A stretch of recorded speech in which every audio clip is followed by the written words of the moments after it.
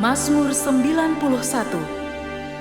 Orang yang duduk dalam lindungan yang maha tinggi dan bermalam dalam naungan yang maha kuasa akan berkata kepada Tuhan, tempat perlindunganku dan kubu pertahananku, Allahku yang kupercayai. Sungguh, dialah yang akan melepaskan engkau dari jerat penangkap burung, dari penyakit sampar yang busuk. Dengan kepaknya ia akan menudungi engkau, di bawah sayapnya engkau akan berlindung. Kesetiaannya ialah perisai dan pagar tembok. Engkau tak usah takut terhadap kedahsyatan malam, terhadap panah yang terbang di waktu siang, terhadap penyakit sampar yang berjalan di dalam gelap, terhadap penyakit menular yang mengamuk di waktu petang. Walau 1.000 orang rebah di sisimu dan 10.000 di sebelah kananmu, tetapi itu tidak akan menimpamu. Engkau hanya menontonnya dengan matamu sendiri dan melihat pembalasan terhadap orang-orang fasik. Sebab Tuhan ialah tempat perlindunganmu, yang maha tinggi telah kau buat tempat perteduhanmu. Malapetaka tidak akan menimpa kamu, dan tulah tidak akan mendekat kepada kemahmu. Sebab malaikat-malaikatnya akan diperintahkannya kepadamu untuk menjaga engkau di segala jalanmu. Mereka akan menatang engkau di atas tangannya, supaya kakimu jangan terantuk kepada batu. Singa dan ular tedung akan kau langkahi. Engkau akan menginjak anak singa dan ular naga. Sungguh, hatinya melekat kepadaku, maka aku akan meluputkannya.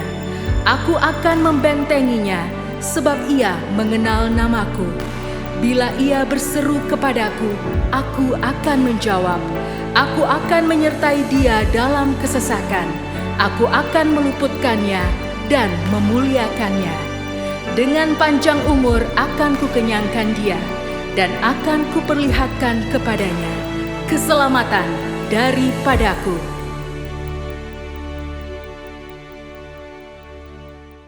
Shalom, dimanapun saudara berada dan menyaksikan ini, saya percaya kita semua tetap fokus untuk menyelesaikan amanat agung Tuhan Yesus. Saudara, keadaan dunia saat ini membuat kita mudah sekali khawatir dan kehilangan fokus dari perkara yang ada di atas. Salah satu hal yang kerap kali menjadi distraksi adalah perihal keuangan. Di dalam Matius 19 ayat 16-26, tercatat tentang seorang muda yang kaya raya dan bertanya kepada Yesus cara untuk memiliki hidup yang kekal. Dari percakapan Yesus dan anak muda ini, ada 3 hal yang dapat kita pelajari. Yang pertama, kehidupan kekal hanya ada di dalam Yesus. Pemuda ini datang dan bertanya, apa yang harus kuperbuat untuk memperoleh hidup yang kekal? Hari ini, kita percaya bahwa tidak ada satu perbuatan pun yang dapat membayar jalan menuju ke sorga selain percaya kepada Yesus. Kehidupan kekal diberikan kepada mereka yang percaya kepada Yesus, dan itu diterima karena kasih karunia melalui iman. Kenapa Yesus tidak berkata seperti itu kepada anak muda ini? Karena pada saat itu, pengetahuan dan pemahaman orang-orang mengenai keselamatan belum dibukakan. Yesus belum mati di atas kayu salib. Dalam kasus ini, Yesus mengubah fokus anak muda ini dari melakukan apa yang baik kepada siapa yang baik, yaitu Bapa itu sendiri. Karena keselamatan ada di dalam pribadi, bukan dalam perbuatan. Yesus meminta dia untuk menaati segala perintah dari Allah yang baik itu. Kenapa? Karena kepercayaan yang sejati akan melahirkan gaya hidup yang menaati firman-Nya. Yang kedua, jangan sampai mamon menjadi Allah kita. Pemuda yang kaya ini dengan yakin berkata bahwa ia telah menaati seluruh hukum Taurat yang diajarkan oleh Musa kepada bangsa Israel. Ya, secara eksternal mungkin telah ditaati dengan sempurna. Tetapi bagaimana dengan yang di dalam hati? Di sini, Yesus menaikkan derajat hukum ke standar yang sejati. Hukum tidak hanya mengatur soal perbuatan, tetapi juga hati dan pikiran. Anak muda ini begitu yakin telah menaati hukum Taurat, tetapi dia luput menyadari bahwa hatinya terpikat dengan uang. Dia begitu sedih karena hartanya banyak dan hatinya terpaut pada keinginan untuk menjadi kaya melebihi kasihnya kepada Allahnya. Di situ Yesus menunjukkan masih ada yang kurang dalam dirinya dalam menaati hukum serta memberitahukan bahwa Allah yang disembah oleh anak muda ini sebetulnya bukan Tuhan, melainkan Mamon. Dan yang ketiga, kita harus selalu mengecek motivasi hati kita. Matius mencatat, ketika orang muda itu mendengar perkataan itu, pergilah ia dengan sedih, sebab banyak hartanya. Kenapa dia sedih? Karena Yesus menunjukkan dengan jelas apa yang menjadi fokus utama dalam hidupnya, yaitu uang. Kedua, dia sedih karena meskipun sudah tahu akar masalahnya, dia tidak rela menukar harta duniawinya dengan harta di sorga, kehidupan kekal itu sendiri. Saudara, Allah begitu mengasihi saudara dan saya. Dia tidak rela kita tertipu dengan kenikmatan duniawi yang bersifat sementara. Padahal di sorga nanti, kebahagiaan yang dia siapkan itu kekal adanya. Mungkin kita berpikir, biarlah di dunia hati saya fokus mencari uang. Nanti begitu di ujung kehidupan, baru saya memikirkan soal surga dan Yesus. Tidak ada yang tahu kapan ajal menjemput atau kapan Tuhan datang menjemput kita. Yesus sudah berkata dalam Matius 6 ayat 24, tidak seorang pun dapat mengabdi kepada dua tuan. Kamu tidak dapat mengabdi kepada Allah dan kepada Mamon. Orang yang terus-menerus berfokus kepada uang atau Mamon akan kesulitan untuk menempatkan Tuhan sebagai prioritas nomor satu dalam hidupnya. Percayalah, kita yang mencari dahulu kerajaan Allah dan kebenarannya, Tuhan akan mencukupkan kebutuhan kita di dunia ini. Allah adalah Bapa yang baik, yang suka memberi berkat kepada anak-anaknya. Saya tutup dengan kata-kata bijaksana dari Raja Salomo. Siapa mencintai uang tidak akan puas dengan uang, dan siapa mencintai kekayaan tidak akan puas dengan penghasilannya. Pengkhotbah 5 ayat 9. Saya berdoa, kita semua terus setia mengucap syukur atas berkat yang Tuhan beri, serta berfokus pada Tuhan Yesus dan melakukan kehendak-Nya. Untuk penjelasan lebih lengkap dari tim teologi kami, silahkan scan QR Code yang tersedia atau buka website kami di gbigatsu.id. Tuhan Yesus memberkati.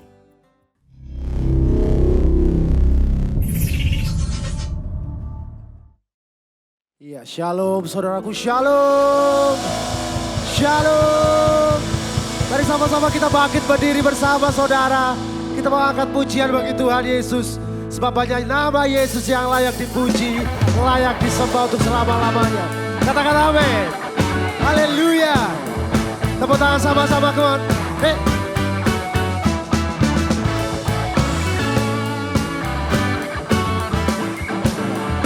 Biar raya bernafas memuji-muji Tuhan kita. Haleluya. Come on.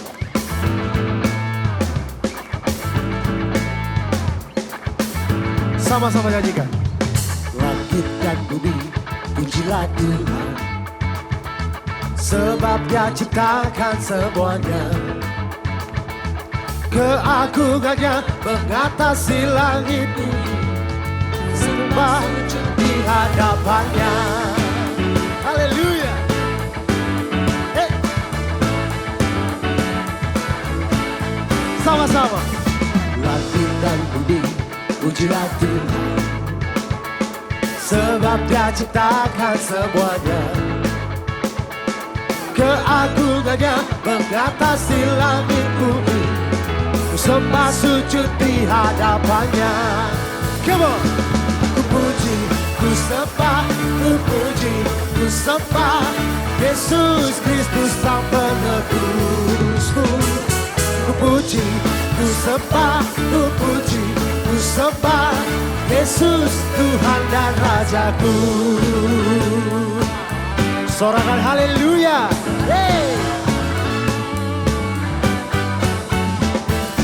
Langit dan bumi, pujilah Tuhan, sebab Dia ciptakan semuanya.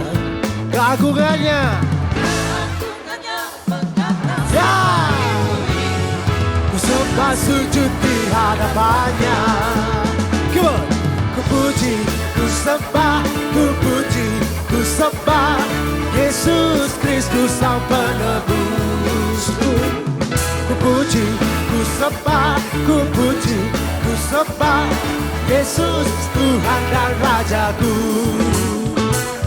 Ku puji, ku sembah, ku puji, ku sembah Yesus Kristus Sang Penebusku. Ku puji, ku sembah, ku puji, ku sembah Yesus Tuhan dan Rajaku. Tepuk tangan sama-sama bagi Dia, saudaraku. Come on. Haleluya.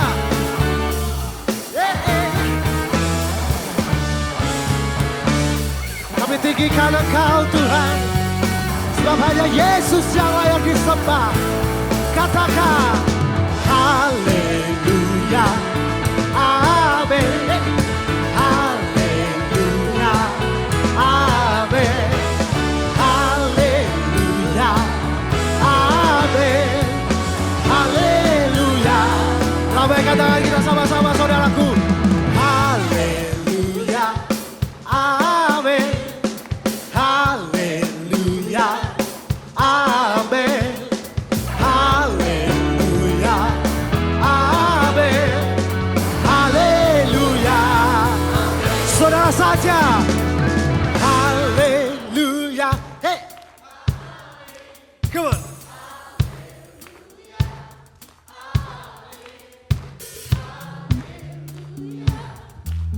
Mari bersama-sama, boleh melompat.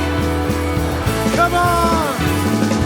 Haleluya, amin, haleluya, amin, haleluya, amin, haleluya, amin. Katakan haleluya, amin, haleluya, amin. Hey, hey. Berikan sorak-sorak bagi Tuhan Yesus. Sorakan haleluya. Yeay. Sebab namanya besar, tidak ada yang sama seperti Dia. Katakan amin. Sorakan haleluya. Tepuk tangan sama-sama, come on.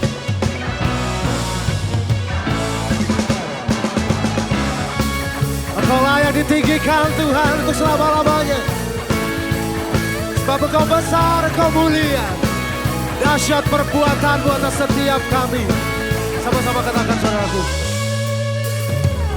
Pada siapa kau bandingkan perbuatannya yang heran? Tak ada ya. Kerajaannya yang terbesar tak akan tergoyahkan. Semua musuh pun gemetar mendengar nama-Mu Tuhan. Sorak kemenangan. Come on. Sungguh tak tertandingi, tak ada yang setara denganmu.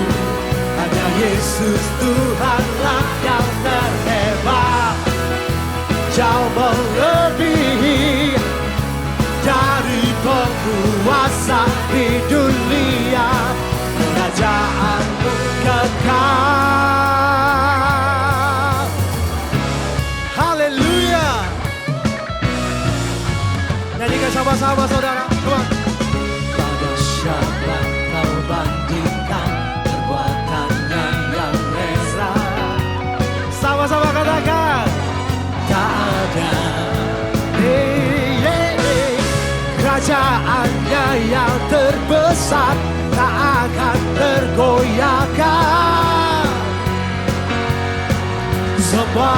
sungguh gemetar mendengar namamu Tuhan.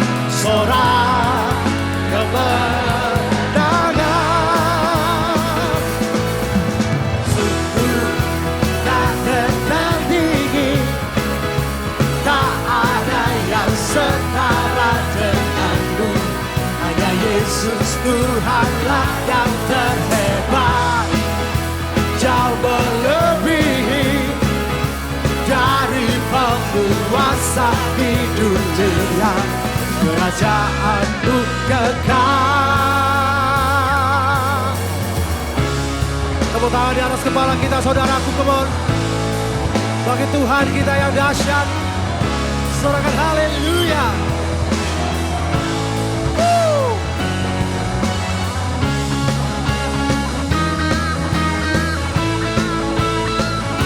Sebab hanya nama Yesus, nama yang menyelamatkan setiap kita. Come on. Sungguh tak tertandingi, tak ada yang setara denganmu. Hanya Yesus Tuhanlah yang terhebat, jauh melebihi dari penguasa di dunia.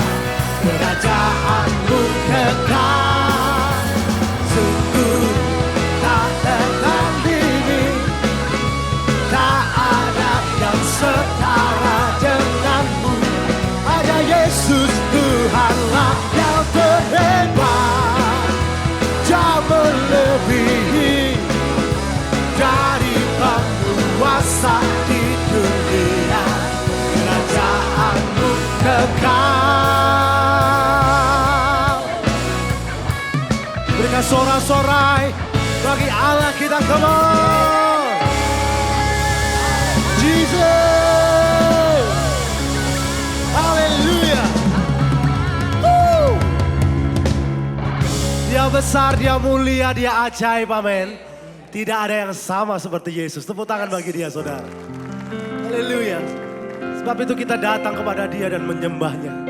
Sebab hanya nama Yesus yang layak dipuji, disembah untuk selama-lamanya. Haleluya, haleluya.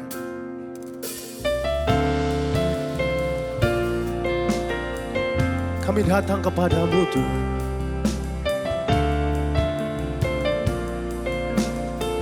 Engkau Raja segala raja. Engkau disembah untuk selama-lamanya.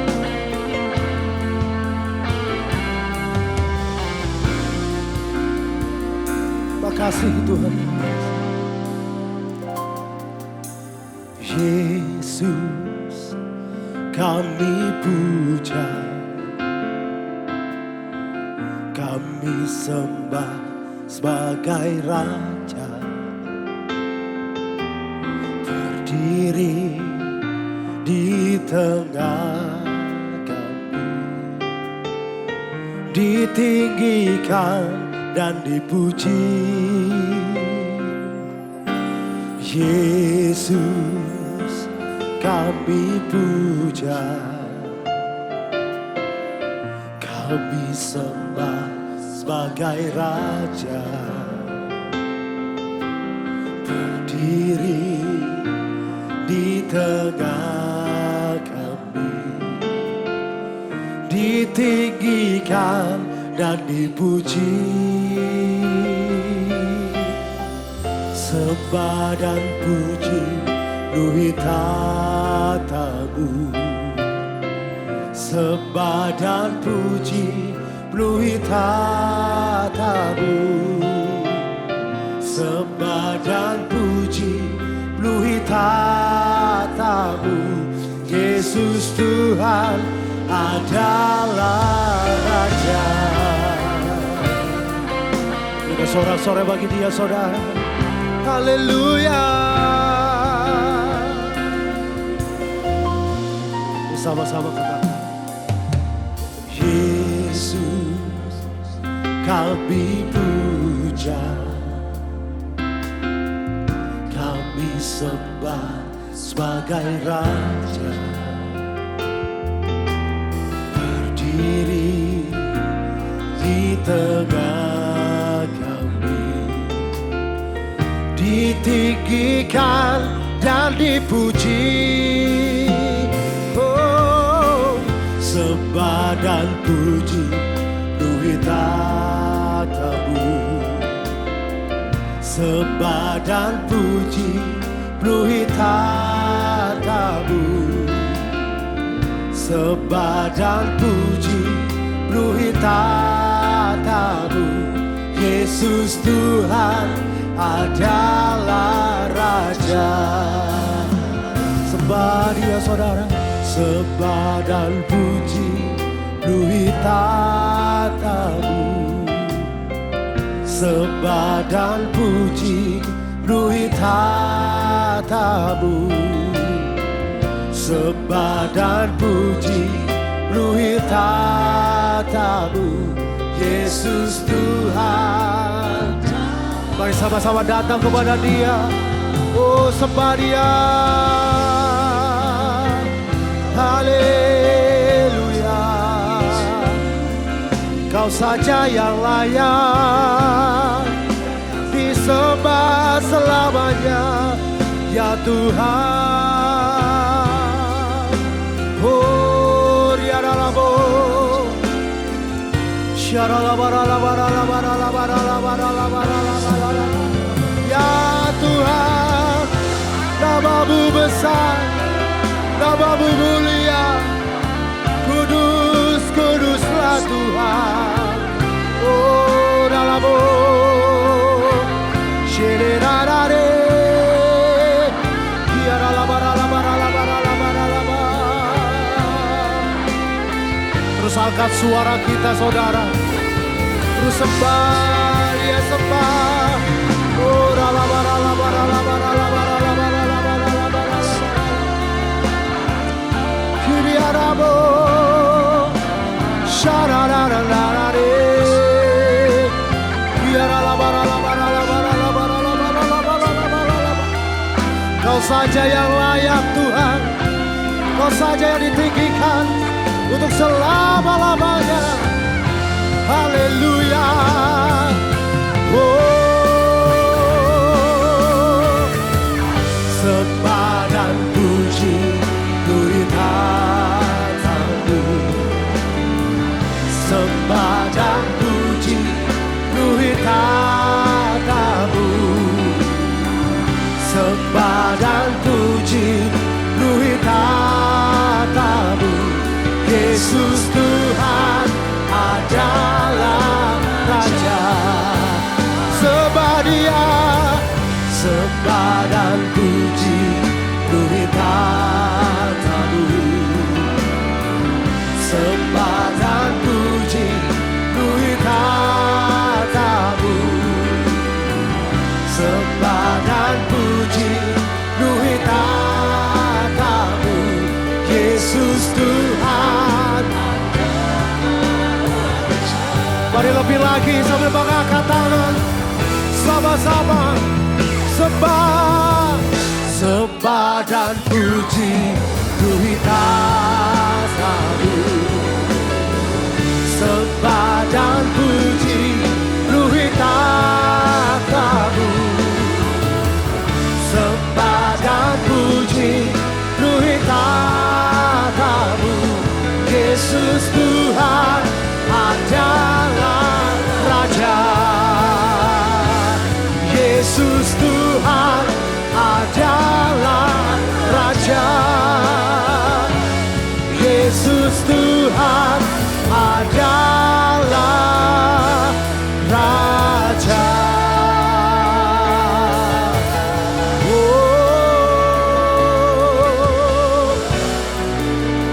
haleluya. Sharararare, yaralabo, sharalabaralabaralaba. Haleluya. Biar setiap yang bernafas memuji-muji Engkau Tuhan, menyembah nama-Mu yang kudus. Ya, shikaralabaralabaralabaralabaralabaralabaralabaralabar. Shirerarare, shirerarabo, shirerarare. Huriaralabaralabaralabaralabar, huriaralabaralabar.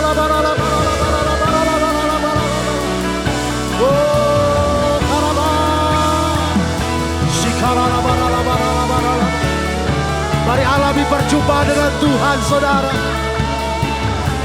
Engkau yang lemah dikuatkan, engkau yang sakit disembuhkan. Terus sembah Dia, datang kepada Dia, saudara. Dia akan berikan kelegaan bagimu. Dia berikan kelegaan bagimu. Shikarabarabora, shikarararare, shilirarare, uriararabarabara, uriararabarabara, shilirararamo, shilirararare, sharara, oh, rarararamo, haleluya. Mari pribadi lepas pribadi, sembah Dia, saudara, sembah Dia. Oh, ralabar.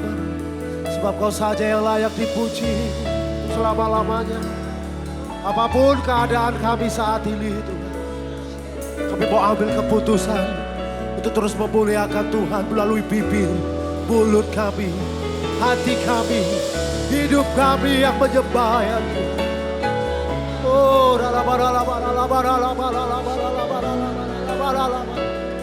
haleluya. Oh, never bow only.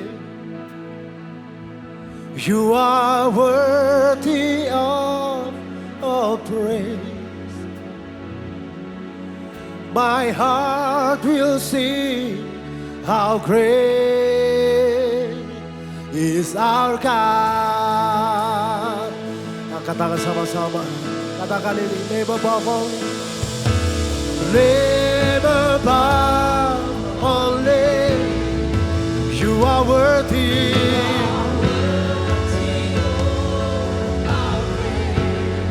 Oh, my heart will sing how great is our God. Yeah, never bow only. You must say, never bow only. You are worthy of our praise. My heart will sing how great is our God. Never bow only. Oh, oh, never bow only. You are worthy of our praise. My heart will sing how great is our God. Come on, everyone, how great is our God. Sing with me, how great is our God. And all we sing, how great is our God.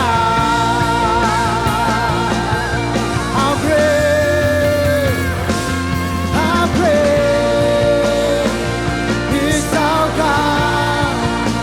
Sing with me. Yes, how great. Yeah. And all we sing, how great, and all we sing, how great, and all we sing, how great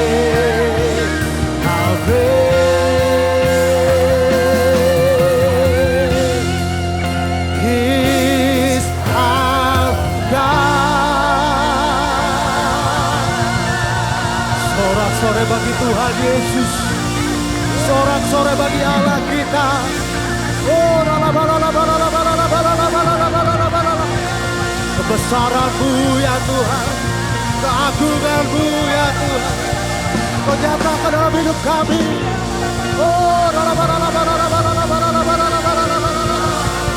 Oh, kekuatan kami hanya berpegang kepada Engkau. Oh Tuhan kami, Allah kami. Oh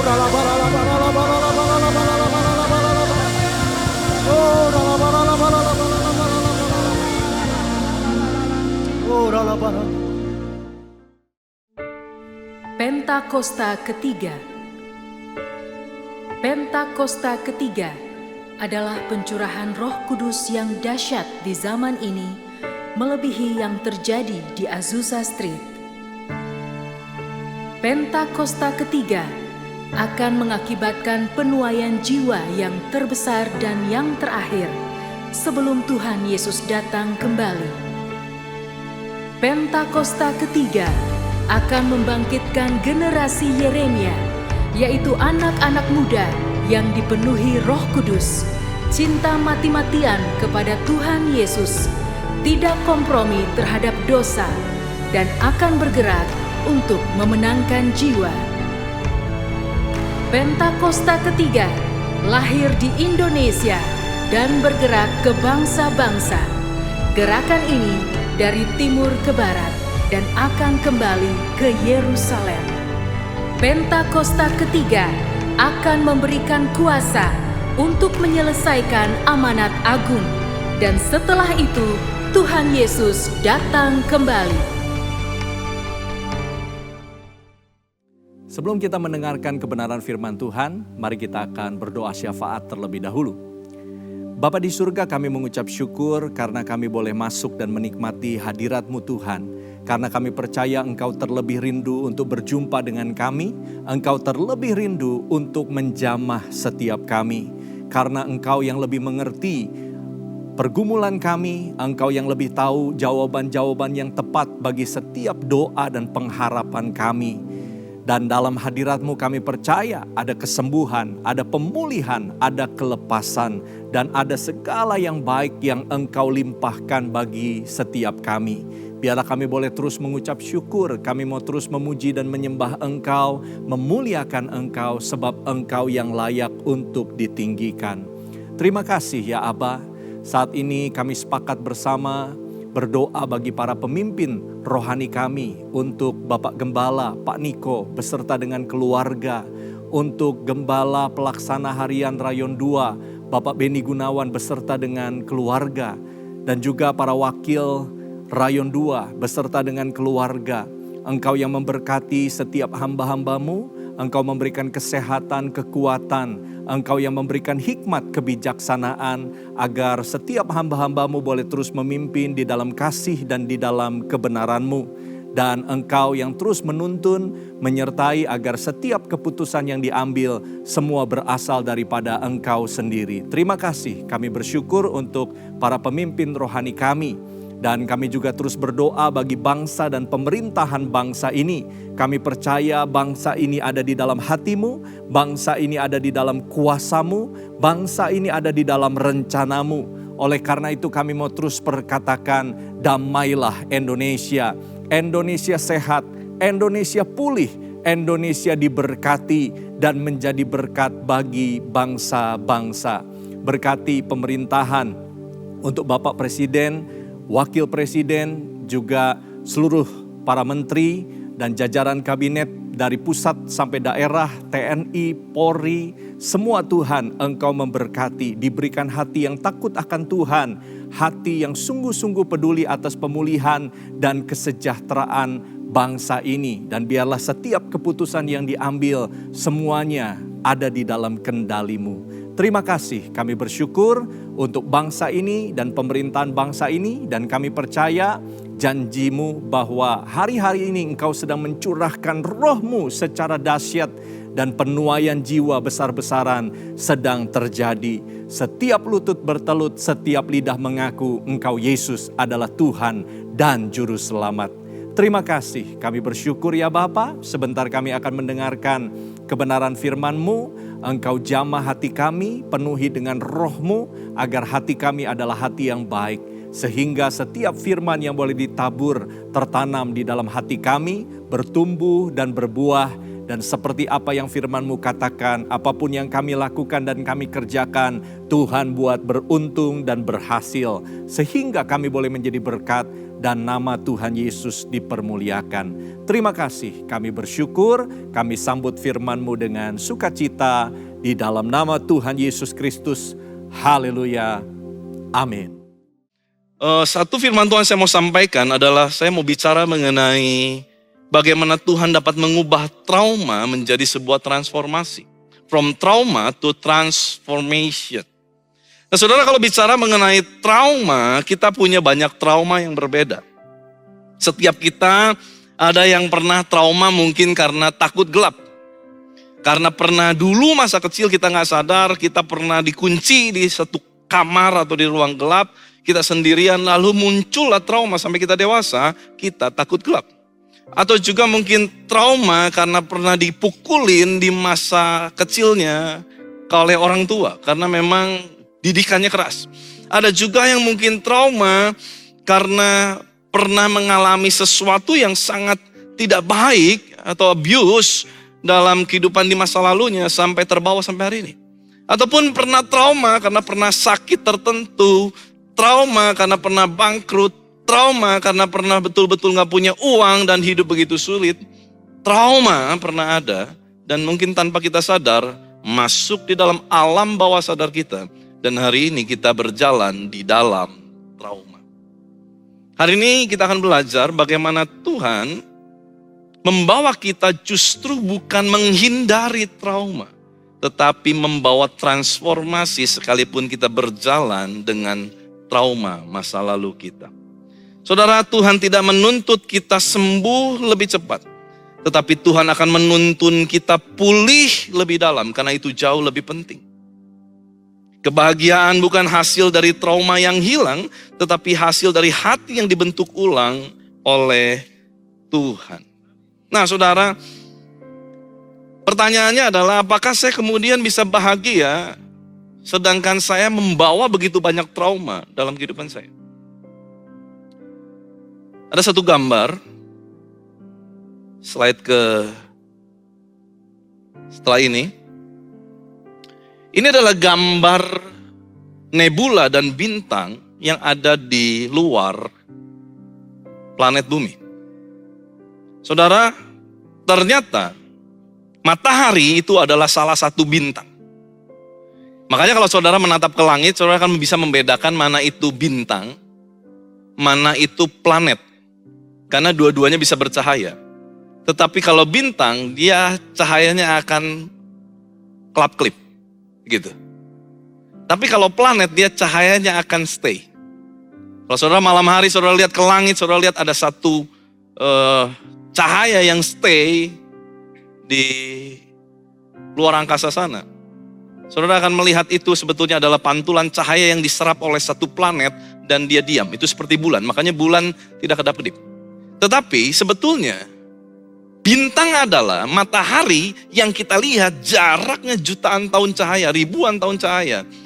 Dan dia memancarkan cahaya, dia menjadi sumber cahaya. Dan ternyata bintang tidak lahir di tempat yang tenang. Bintang, menurut fakta dari sains, ada awan gas dan debu kosmik yang kacau. Ada tekanan besar masuk di sana, ada tabrakan partikel-partikel di sana, ada gravitasi yang ekstrim ada di sana, dan ada keruntuhan-keruntuhan inti yang ada di sana. Dan semakin besar tekanannya, semakin besar kemungkinan lahirnya sebuah bintang. Banyak kali kita berpikir Tuhan bekerja ketika hidup kita tenang. Kalau hidup saya tenang berarti itu Tuhan lagi bekerja. Ternyata justru alam semesta sudah mengajarkan kita bahwa hal-hal yang paling bercahaya lahir dari tekanan besar, bukan dari ketenangan. Bahkan kalau saudara mencintai yang namanya batu permata tidak lahir dalam keadaan yang tenang. Batu permata lahir karena tekanan dan jangka waktu yang panjang. Padahal inti dari permata sama dengan yang namanya adalah batu bara. Intinya sama. Tetapi yang membuat kemudian inti itu bisa berubah menjadi batu permata, kuncinya satu. Tekanan, proses waktu, bertubi-tubi, dihantam habis-habisan, digencet habis-habisan, maka dia berubah menjadi batu permata. Saudara, kita mau belajar kitab Yesaya 43 ayat 18 sampai 19. Ini firman Tuhan yang bagus. Saya mau buka buat kita semua. Firman Tuhan, kita baca sama-sama yuk. 3, 2, 1. Firman-Nya, janganlah ingat-ingat hal-hal yang dahulu. Dan janganlah perhatikan hal-hal yang dari zaman berbakala. Lihat, aku hendak membuat sesuatu yang baru, yang sekarang sudah tumbuh. Belumkah kamu mengetahuinya? Nah saudara, kata baru di sana, Tuhan mau membuat sesuatu yang baru. Dalam bahasa Ibrani hadash, itu adalah artinya sesuatu yang diperbarui. Tapi kemudian kata baru dalam perjanjian baru dicatat di kitab 2 Korintus 5 ayat 17. Rasul Paulus mencatat kata baru dengan sebuah terminologi kata yang jauh lebih dalam. Dia berkata dalam ayat 2 Korintus 5 ayat 17. Jadi siapa yang ada di dalam Kristus, ia adalah ciptaan baru. Yang lama sudah berlalu, sesungguhnya yang baru sudah datang. Menggunakan bahasa Yunani yang punya arti adalah ciptaan yang benar-benar baru, bukan versi upgrade, bukan versi tambahan, bukan versi rehabilitasi. Tetapi identitas baru yang lahir dari karya Kristus. Katakan amin. Setiap kita sekarang ini bukan sekedar diperbaharui, tetapi waktu kita terima Tuhan Yesus sebagai Tuhan dan Juru Selamat, kita perlu mengerti bahwa kita adalah ciptaan yang baru. Boleh dengan saya katakan ciptaan yang baru. Artinya yang lama sudah tidak ada. Yang baru Tuhan berikan. Identitas yang baru. Tapi kan Pak, saya masih tetap bisa dosa. Iya, karena kita masih pakai tubuh yang lama. Tapi kan Pak, kita masih harus melalui pembaharuan budi. Roma 12. Betul. Walaupun identitas sudah baru, tetapi untuk menjadi identitas seperti apa yang Tuhan mau, serupa dengan Kristus, murid Kristus artinya serupa dengan Kristus, maka kita perlu pembaharuan budi. Saudara tahu nggak latar belakang sejarah dari kitab Yesaya yang kita baca pasal 43 tadi? Latar belakangnya adalah waktu Yesaya berkata Tuhan mau membuat sesuatu yang baru. Latar belakang bangsa Israel pada saat itu adalah Yerusalem sedang mengalami kehancuran besar. Bait Allah sedang dihantam dan diruntuhkan. Banyak orang dibawa sebagai tawanan ke Babilonia. Identitas bukan cuma pribadi, identitas bangsa yang katanya bangsa pilihan itu sedang hancur.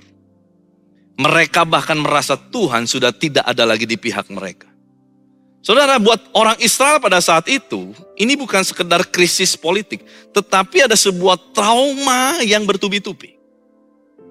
Kok yang katanya saya adalah bangsa pilihan, kok dibuang ke Babel?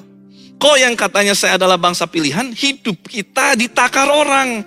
Kok yang katanya saya bangsa pilihan, umat yang percaya kepada Tuhan, kenapa hidup saya kayak begini? Saya penuh dengan ketakutan. Kalau ada orang ketuk pintu, kita langsung gemetar. Takut yang datang adalah orang yang mau membunuh seisi rumah. Itu yang terjadi di sejarah bangsa Israel Yesaya 43. Apa yang mereka bisa ingat? Mereka terus ingat kegagalan, kehancuran, rasa malu, kehilangan orang-orang yang mati di medan perang. Orang-orang yang mereka cintai, mereka semua mati di situ. Kalah dalam peperangan. Malu mereka harus tanggung. Saya nggak tahu mungkin ada di antara kita yang sedang alami seperti ini. Latar belakang kita menanggung banyak malu karena orang tua kita melakukan kesalahan. Atau kita menanggung kesalahan kita di masa lalu dan kita malu untuk mengakuinya. Dan itu menjadi trauma hari lepas hari. Terbayang-bayang, terpikirkan lagi dan lagi. Sehingga kita penuh dengan trauma. Saudara, waktu Tuhan memberikan firman, janganlah ingat-ingat hal yang dahulu. Aku hendak membuat sesuatu yang baru.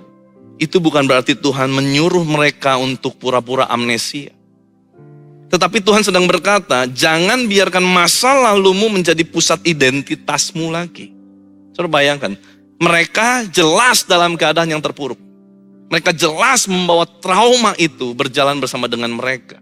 Ada keluarga mereka yang hilang, ada anak mereka yang dibunuh, yang mungkin diperkosa, dijadikan budak dan lain sebagainya. Pedih sekali hati mereka. Tetapi waktu mereka berjalan dengan itu, tiba-tiba Tuhan bilang, lihat aku membuat sesuatu yang baru. Mereka pasti bertanya, gimana Tuhan? Luka ini udah terlalu dalam, mendarah daging.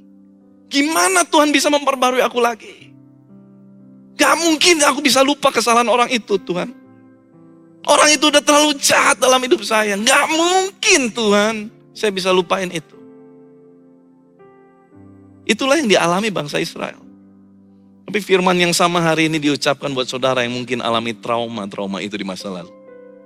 Tuhan sedang membuat sesuatu yang baru di depan kita. Tuhan berjalan di depan kita. Bahkan kalau perlu Tuhan akan membuka sumber mata air di padang gurun. Sungai di padang belantara. Tuhan akan buka buat kita. Dari yang tidak ada, Tuhan bisa bikin jadi ada.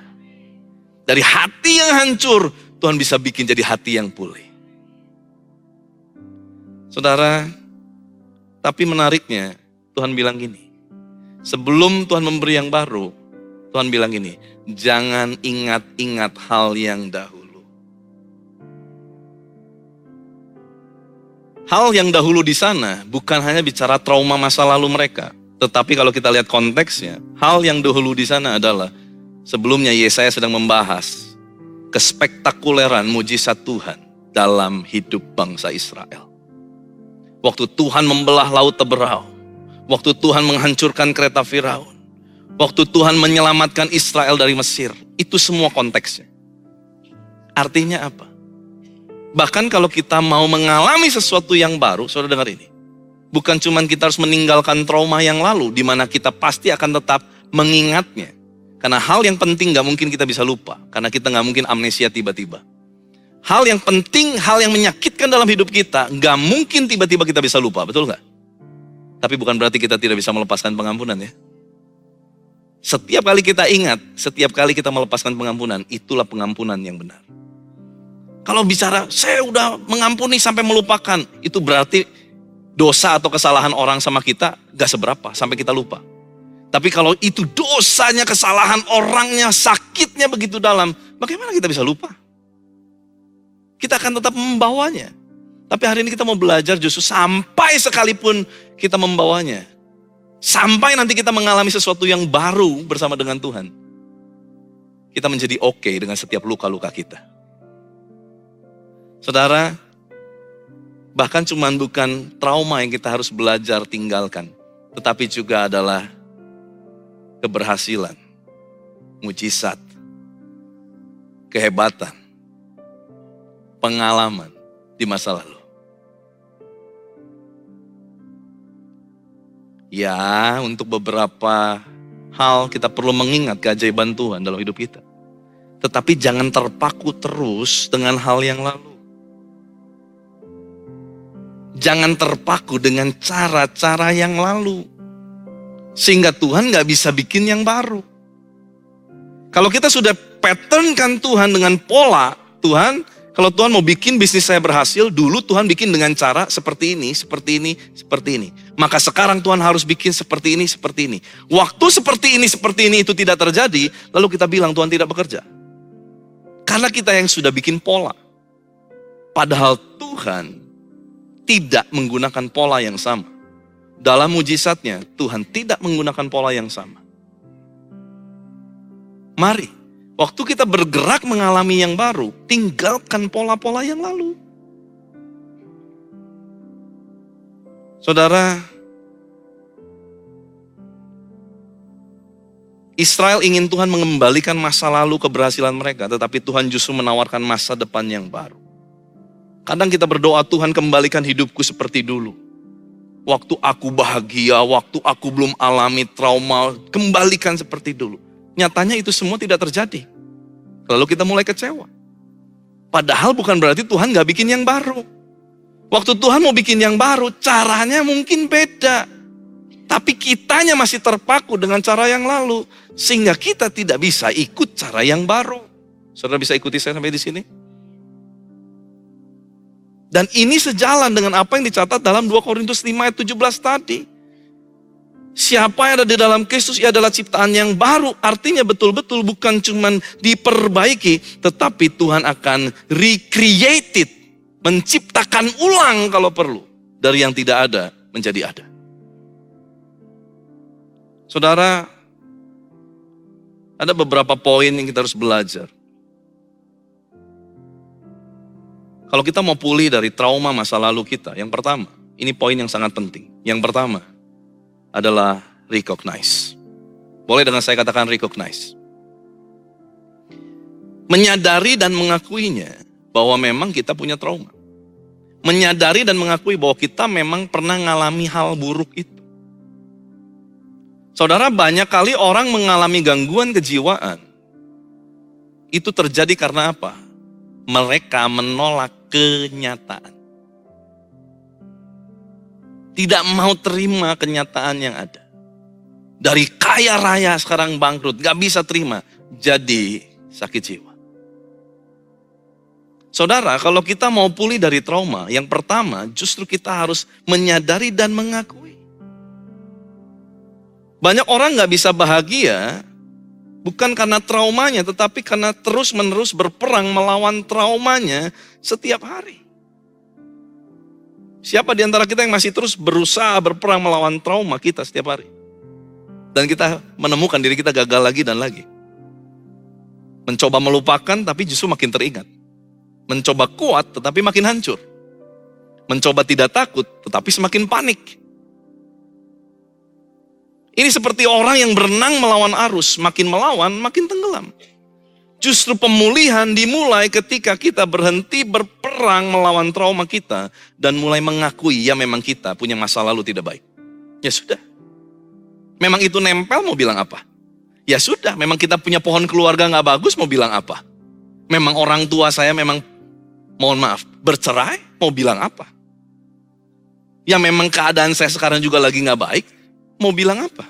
Terima dulu masa lalu yang kita gak bisa ubah. Jangan tengking masa lalu karena gak mungkin berubah. Karena itu sudah terjadi. Ya memang kita punya sifat bawaan kurang baik. Memang saya ini orangnya tamak. Memang saya orangnya serakah. Memang saya orangnya itu harus diterima dulu saudara. Memang saya punya kekurangan. Memang saya suka, kalau saya saudara, memang saya suka tiba-tiba takut sakit perut di jalan. Saya harus terima dulu itu. Sebelum saya khotbahin ini, saya sendiri ngalamin ini dulu tadi subuh saudara. Saya tuh paling takut kalau mau khotbah, ngalami diare. Dan apa yang terjadi? Saya mau khotbahin ini, jam 3 subuh tadi saya diare saudara. Saya gak tidur ini saudara. Tetapi, bukan berarti saya harus kalah dengan trauma saya. Ya, sometimes trauma-trauma kita akan datang balik loh. Sekalipun kita udah rohani, kita baca Alkitab setiap hari, bahkan mungkin kita sudah menjadi orang yang sangat rohaniawan begitu. Trauma tetap ada kok. Dia tetap bisa datang kok. Tetap kita human being, kita harus menghadapi trauma itu kok. Terus bagaimana?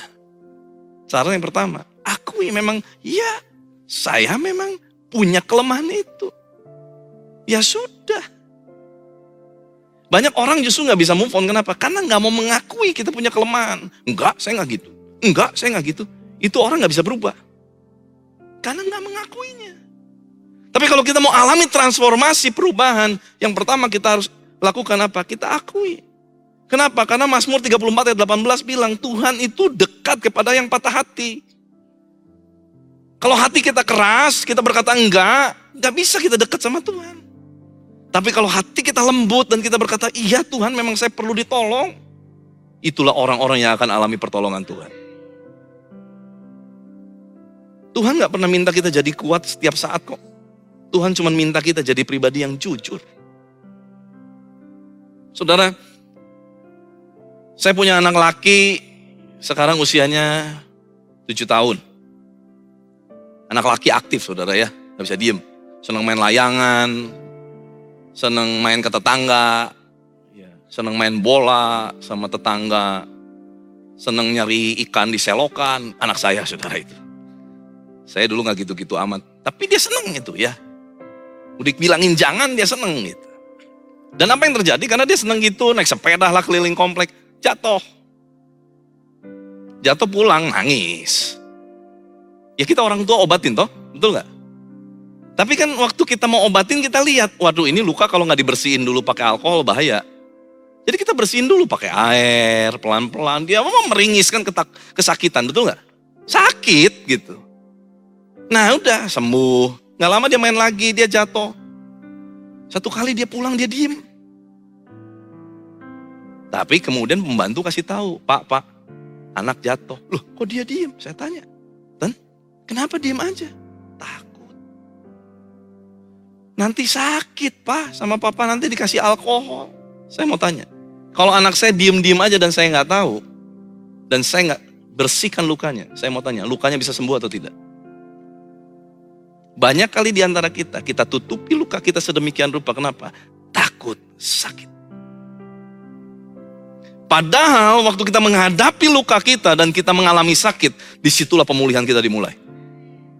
Makanya Alkitab berkata, besi akan selalu menajamkan besi. Manusia akan menajamkan sesamanya. Saudara bergesekan suami dan istri, terus gak ngomong sampai mati. Masalahnya selesai. Tetap kan harus digesek, betul? Sakit gak? Keluar lagi egonya gak? Bisa marah-marahan lagi gak? Tapi harus beres gak? Setiap kita yang menutupi luka kita tidak akan alami yang namanya kesembuhan. Kalau kita mau sembuh dari luka-luka kita, apapun itu lukanya, yang pertama kita justru harus menyadari kita punya luka itu dan mengakuinya. Saudara, kita mau bikin aplikasi praktis hari ini. Saat kecemasan datang, ketakutan datang, jangan berusaha lari. Yuk pejamkan mata beberapa detik saja. Yuk sama-sama pejamkan mata kita. Tarik nafas. Buang perlahan dan katakan, Tuhan, aku sedang takut. Tetapi Engkau dekat. Dan itu cukup untuk. Amin. Saudara, setiap kita mengalami takut, panic attack, kecemasan datang. Jangan berusaha menghindari itu. Makin dihindari dia makin menjadi. Tapi caranya gimana? Akui. Datang sama Tuhan, bilang, Tuhan, aku lagi takut. Tapi aku tahu Engkau dekat. Dan itu cukup buatku. Yang kedua, kalau kita mau pulih dari trauma kita, yang kedua adalah release. Yang pertama recognize, yang kedua release. Sama-sama dengan saya katakan release. Release, menerima, menjadi oke dengan traumanya. Bukan menjadi oke dengan apa yang terjadi. Karena kadang banyak orang bingung dengan kata menerima. Dipikir bahwa menerima itu menganggap yang terjadi itu baik. Dan gak apa-apa, gak perlu dirubah gitu terus aja selamanya. Ya lu mau syukur, gak mau ya udah. Oh gak begitu. Besi menajamkan besi supaya salah satu besi jadi tajam. Manusia menajamkan sesama supaya salah satunya atau dua-duanya menjadi lebih tajam. Kalau kita terus maunya cuman dimengerti tetapi tidak mau mengalami perubahan, itu something wrong with us. Karena hidup kita harusnya semakin hari semakin serupa dengan Kristus. Kalau semakin serupa dengan Kristus pasti banyak proses yang harus digerus. Menerima tidak berarti menganggap semua yang terjadi itu baik. Tetapi menerima itu artinya tidak lagi memusuhi apa yang sudah terjadi. Ya sudah, kita oke aja. Ya sudah, memang harus begini, kita oke. Ya oke, udah jalanin aja.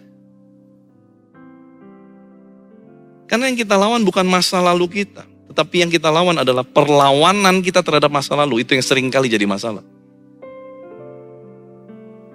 Makanya Yesaya 43 berkata, jangan ingat-ingat yang dahulu. Bukan berarti nggak boleh mengingat keajaiban Tuhan, tetapi jangan hidup dari energi luka di masa lalu kita dan kita bawa sampai hari ini. Saudara, trauma akan berhenti menguasai kita saat kita berhenti menolak kehadirannya. Selama kita terus tolak trauma itu, enggak, saya enggak gitu, saya orangnya gini, saya baik, itu akan terus menghantui kita. Tetapi waktu kita terima, kita bawa sama Tuhan dan kita akui, Tuhan, saya memang banyak kekurangan loh. Saya perlu ditolong loh Tuhan. Kalau perlu Tuhan kirim orang-orang untuk tolong saya. Datang sama Tuhan, jujur apa adanya. Itu yang akan menyembuhkan kita dari trauma kita. Saudara dengar ini, waktu Yesus bangkit, Yesus nggak tutupin lubang pakunya loh. Tutupin, nanti saya inget nih gimana orang-orang menghina saya. Gimana dulu yang makan 5.000 orang sampai kenyang itu malah meludahi saya. Enggak. Tuhan hidup dengan tangan yang berlubang. Trauma masa lalu Tuhan bawa, Tuhan pikul. Dan itu juga semua trauma masa lalu kita. Lubang itu Tuhan pikul di kayu salib.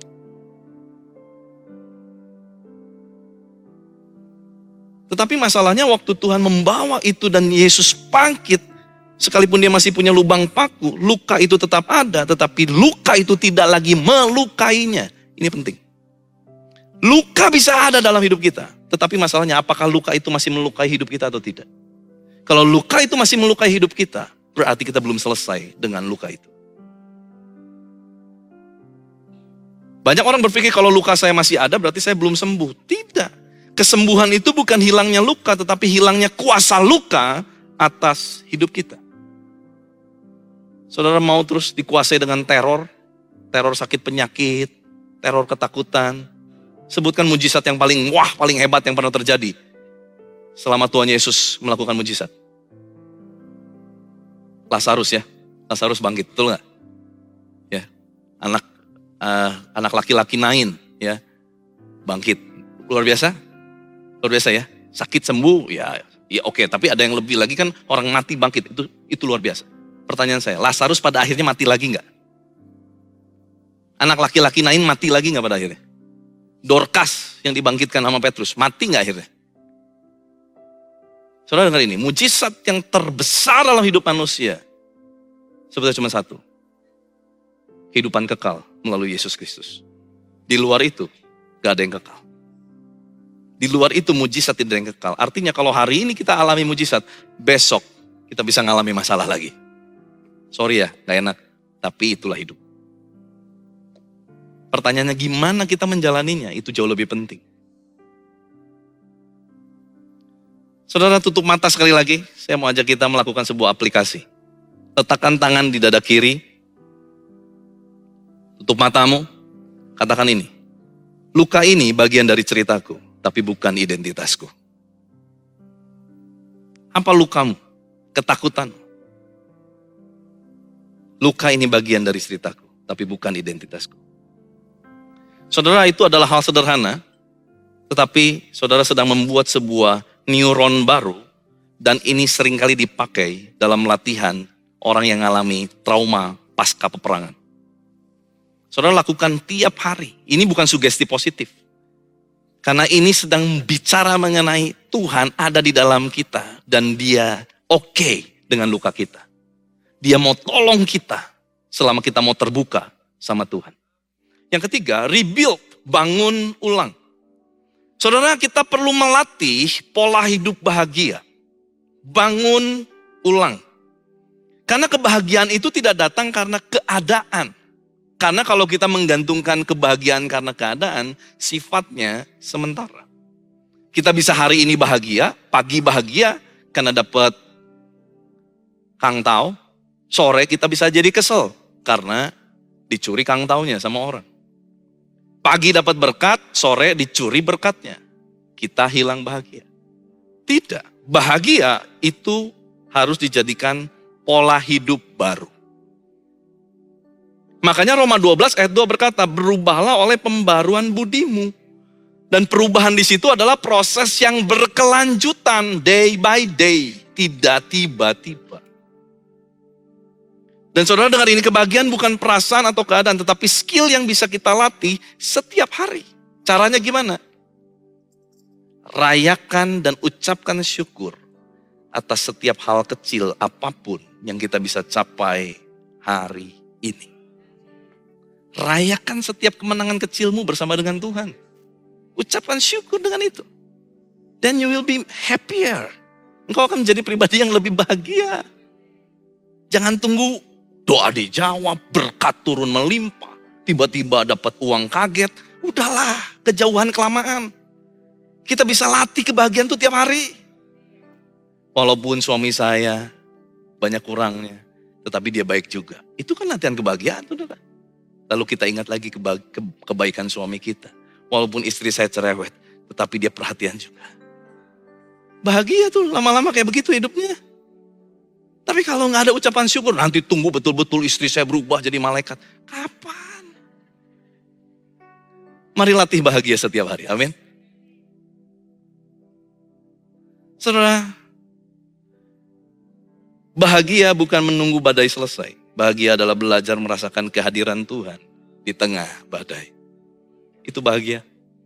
Sekalipun lagi ngalami badai, tapi kita tetap tenang. Kenapa? Karena kita tahu ada Tuhan bersama dengan kita. Dan trauma tidak harus hilang agar kamu bisa bahagia. Kamu tetap dapat hidup bahagia dengan berdamai dengan traumamu. Saudara, ada yang pernah dengar kesaksian saya disembuhkan dari penyakit Crohn? Radang usus besar, ada yang pernah dengar kesaksian saya itu? Yang dengar boleh tambahkan tangan supaya saya tahu. Gak semua ya.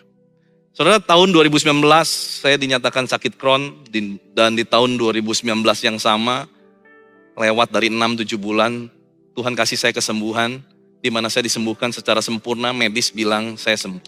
Tetapi cerita itu sebetulnya gak selesai. Cerita itu ada kelanjutannya. Saya buka hari ini kelanjutannya. 2 bulan setelah itu saya harus check up kembali kepada rumah sakit dan dokter yang sama. Setelah dinyatakan sembuh. Tetapi waktu itu saya ditemani sama istri, ternyata waktu dilihat hasil fecal protectin, kadar inflamasi di dalam usus besar saya melalui pemeriksaan feses, ternyata ditemukan inflamasi saya naik kembali.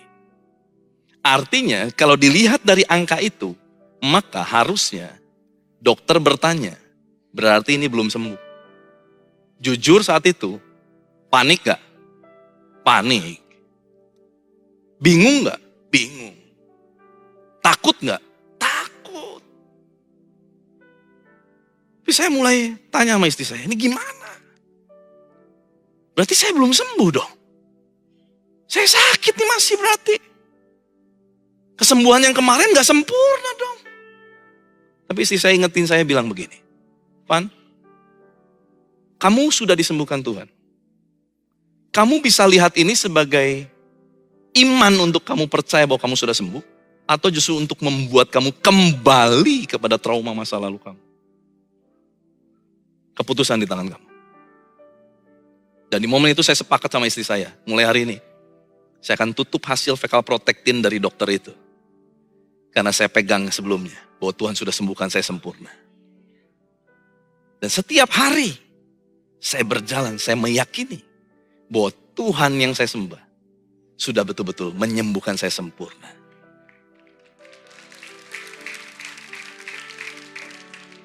Saudara mau hidup dari keyakinan yang mana? Hari ini ada sebuah keyakinan baru yang Tuhan berikan lewat khotbah untuk setiap kita. Pribadi yang baru, yang lalu sudah tinggalkan. Walaupun menjadi bagian dari perjalanan. Tetapi yang baru menunggu. Bahkan kalau perlu Tuhan bikin yang benar-benar baru. Yang belum pernah ada dalam hidup kita. Tuhan bisa bikin. Mau yang mana? Saya pilih yang baru. Karena saya percaya mujizat terbesar adalah keselamatan di dalam Kristus Yesus Tuhan. Kasih tepuk tangan yang meriah buat Tuhan. Mari angkat tangan kita semua. Terimalah berkat Tuhan. Kasih karunia yang berlimpah-limpah dari Allah Bapa dalam anak yang tunggal Yesus Kristus.